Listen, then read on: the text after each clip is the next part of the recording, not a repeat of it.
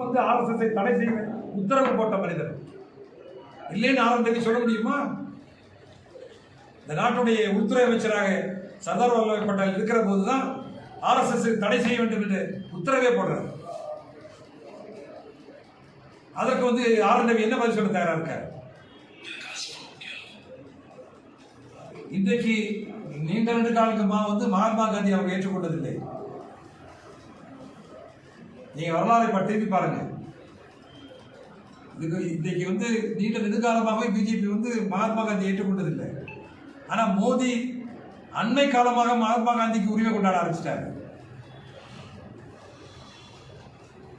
இந்திய சுதந்திர கொடியை வந்து அவர்கள் ஏற்றுக்கொண்டதில்லை. எத்தனையோ ஆண்டுகள் சுதந்திரம் பெற்ற 47க்கு பிறகு பல ஆண்டுகள் இந்திய சுதந்திர கொடியை வந்து ஏற்றுவதற்கு பிஜேபி வந்து தயாரானதில்லை. அவங்களோ அவங்க ஆர்எஸ்எஸோ அவங்களுடைய தலைமையிடத்திலோ இந்திய தேசிய கொடியை ஏற்றியதே இல்லை. ஆனால் அதற்கெல்லாம் பிறகு அண்மை காலமாக தான் கொடியேற்றினாங்க. அதைத்தான் சொல்றது.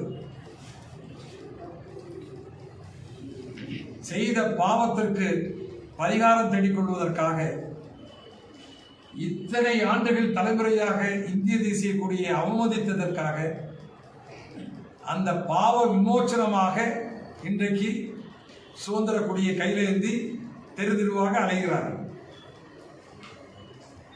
சுதந்திர போராட்டத்தை காங்கிரஸ் கட்சி போராடிய போது அந்த மகாத்மா காந்தி தலைமையில் பண்டித நேரு அவர்கள் தலைமையில் சுபாஷ் சந்திர போஸ் அவர்கள் தலைமையில் வந்து போராடுகிற போது இதற்கு எதிராக செயல்பட்டவர்கள் பிஜேபி அவருடைய முன்னோர்கள்.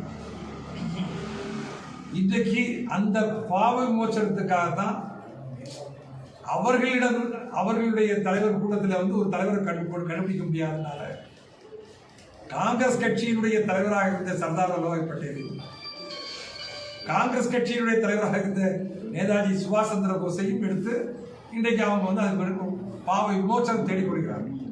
பாவம். நான் அதை பார்த்து பரிதாபப்படுவதை தவிர எனக்கு வழி இல்லை.